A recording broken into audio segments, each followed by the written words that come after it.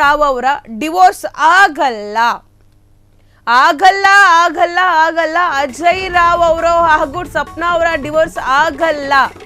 ಯಾಕಂದ್ರೆ ಅಜಯ್ ರಾವ್ ತಮ್ಮ ಹೆಂಡತಿ ಮಗುನ ಬಿಟ್ಕೊಡಲ್ಲ ಅಂತ ಹೇಳಿ ಅಜಯ್ ರಾವ್ ಅವರು ಹೇಳ್ತಿದ್ದಾರೆ. ನನ್ನ ಹೆಂಡತಿ ಮಗುನ ನಾನು ಬಿಟ್ಕೊಡಲ್ಲ, ಸಿನಿಮಾಗಳು ಹಿಟ್ ಆಗ್ಲಿಲ್ಲ ಅಂತ ಅಜಯ್ ರಾವ್ ಡಿಪ್ರೆಷನ್ ಅಲ್ಲಿರೋದು ಸದ್ಯ. ಯುದ್ಧಕಾಂಡ 2 ಸಿನಿಮಾಕ್ಕೆ ಕೋಟಿ ಬಂಡವಾಳವನ್ನ ಹೂಡಿದ್ದಾರೆ. ಸಿನಿಮಾ ನೋಡಿದವರು ಯುದ್ಧಕಾಂಡ 2 ಸಖತ್ತಾಗಿದೆ ಅಂತ ಹೇಳಿದ್ರು.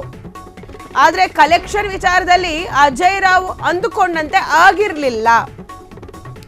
ಇದು ನಟ ನಿರ್ಮಾಪಕ ಅಜಯ್ ರಾವ್ಗೆ ಬಹಳ ನೋವನ್ನ ತಂದಿತ್ತು. ದೂರು ಕೊಟ್ಟ ತಕ್ಷಣ ಅಜಯ್ ರಾವ್ ಸ್ವಪ್ನಾ ರಾವ್ ಡಿವೋರ್ಸ್ ಆಗಲ್ಲ, ಕೌಟುಂಬಿಕ ನ್ಯಾಯಾಲಯದಲ್ಲಿ ಇಬ್ಬರಿಗೂ ಕೌನ್ಸಿಲಿಂಗ್ ಮಾಡಲಾಗುತ್ತೆ. ಕೌನ್ಸಿಲಿಂಗ್ ಅನ್ನ ಮಾಡಿ ಕೋರ್ಟ್ನಲ್ಲಿ ಇಬ್ಬರ ಮನವನ್ನ ಹೋಲಿಸುವ ಒಂದು ಪ್ರಯತ್ನ ಕೂಡ ಆಗುತ್ತೆ. ಮತ್ತೆ ಪರಸ್ಪರ ಹೊಂದಾಣಿಕೆಯಿಂದ ಇರಲು ಅವಕಾಶ ಕೂಡ ಕೊಡಲಾಗುತ್ತೆ. ಆ ಸಮಯದಲ್ಲಿ ಅಜಯ್ ರಾವ್ ಹಾಗೂ ಸ್ವಪ್ನಾ ರಾವ್ ಅವರ ಮನಸ್ಸು ಬದಲಾಗಬಹುದು. ಹೀಗಾಗಿ ಅಜಯ್ ರಾವ್ ಸ್ವಪ್ನಾ ರಾವ್ ಅವರ ಡಿವೋರ್ಸ್ ಡಿವೋರ್ಸ್ ಆಗೋದು ಸಾಧ್ಯತೆಗಳು ಕಡಿಮೆ ಇದೆ.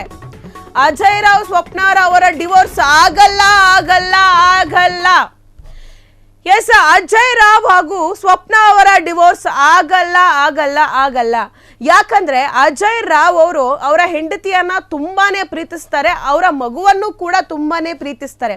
ನಾವು ಎಲ್ಲಿ ಓವರ್ ಆಗಿ ಎಕ್ಸ್ಪೆಕ್ಟೇಷನ್ ಅನ್ನ ಇಟ್ಕೊಂಡಿರ್ತೀವಿ, ಯಾರನ್ನ ಅತಿಯಾಗಿ ಪ್ರೀತಿಸ್ತೀವಿ ಅವ್ರ ಮೇಲೆ ಅತಿಯಾಗಿ ಕೋಪ ಕೂಡ ಬರುತ್ತೆ. ಆದ್ರೆ ಅವ್ರನ್ನ ಬಿಟ್ಕೊಡುವಂತ ಪರಿಸ್ಥಿತಿಗೆ ಯಾರೂ ಕೂಡ ಹೋಗಲ್ಲ. ಅಜಯ್ ರಾವ್ ಅವರು ಕೂಡ ಅವರ ಹೆಂಡತಿ ಮಕ್ಕಳನ್ನ ಬಿಟ್ಕೊಡುವಂತ ಸಾಧ್ಯತೆಗಳು ತುಂಬಾನೇ ಕಡಿಮೆ ಇದೆ. ಈಗೇನೋ ಕೌಟುಂಬಿಕ ಕಲಹ ಆಯಿತು, ಇಬ್ಬರ ಮನಸ್ಥಿತಿ ಏನೋ ಬದಲಾಯಿತು. ಅಜಯ್ ರಾವ್ ಅವರು ಯುದ್ಧಕಾಂಡ ಸಿನಿಮಾದ ಒಂದು ಫೇಲ್ಯೂರ್ ಇಂದ ಡಿಪ್ರೆಷನ್ಗೆ ಹೋಗಿದ್ದಾರೆ. ಅದರಿಂದ ಅವರ ಜೀವನದಲ್ಲಿ ಈ ರೀತಿಯಾಗೆಲ್ಲ ಬೆಳವಣಿಗೆ ಆಗ್ತಿರ್ಬೋದು. ಆದ್ರೆ 10 ವರ್ಷಗಳ ಪ್ರೀತಿ, ಅವ್ರನ್ನ ಓಡಿಸ್ಕೊಂಡು ಬಂದು ಮದುವೆ ಆಗಿರುವಂಥದ್ದು, ಎಲ್ಲರನ್ನ ಎದುರಾಕೊಂಡು ಮದುವೆ ಆಗಿರುವಂಥದ್ದು, ಆ ಪ್ರೀತಿಯನ್ನ ಅಜಯ್ ರಾವ್ ಅವರು ಹೇಗೆ ಬಿಟ್ಕೊಡಕ್ಕೆ ಸಾಧ್ಯನೇ ಇಲ್ಲ. ಎಸ್, ಇನ್ನು ಇವಾಗ ಕೋರ್ಟ್ ಮೆಟ್ಟಿಲನ್ನ ಏರಿರುವಂಥದ್ದು ಈ ಒಂದು ಕೇಸ್.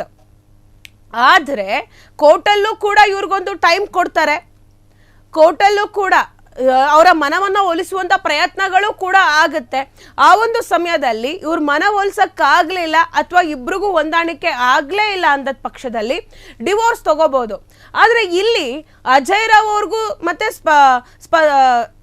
ಅಜಯ್ ರಾವ್ ಅವ್ರಿಗೂ ಹಾಗೂ ಅವರ ವೈಫ್ ಅವ್ರಿಗೂ ಒಂದು ಒಳ್ಳೆ ಬಾಂಡಿಂಗ್ ಇದೆ. ಈ ಬಾಂಡಿಂಗ್ ನ ಅವರು ಹೇಗೆ ಬಿಟ್ಕೊಡ್ತಾರೆ ಅಂತ ಹೇಳಿ, ಅಷ್ಟು ವರ್ಷಗಳಿಂದ ಅವ್ರು ಲವ್ ಮಾಡ್ಕೊಂಡು ಬಂದಿದ್ದಾರೆ, ಮದುವೆ ಆಗಿದ್ದಾರೆ. ಈ ಒಂದು ಬಾಂಡಿಂಗ್ ನ ಅವ್ರು ಬಿಟ್ಕೊಡಕ್ಕೆ ಸಾಧ್ಯನೇ ಇಲ್ಲ ಅಲ್ವಾ? ಹಾಗಾಗಿ ಅವರಿಬ್ರು ಮತ್ತೆ ಹೊಂದಾಣಿಕೆ ಮಾಡಿಕೊಂಡು ಜೀವನ ನಡೆಸಬಹುದು ಅನ್ನೋ ಒಂದು ಸಾಧ್ಯತೆಗಳು ಕೂಡ ಇದೆ. ಅಷ್ಟು ಈಸಿಯಾಗಿ ಡಿವೋರ್ಸ್ ತಗೊಳಕ್ಕಾಗಲ್ಲ ಅಂತ ಹೇಳಿ.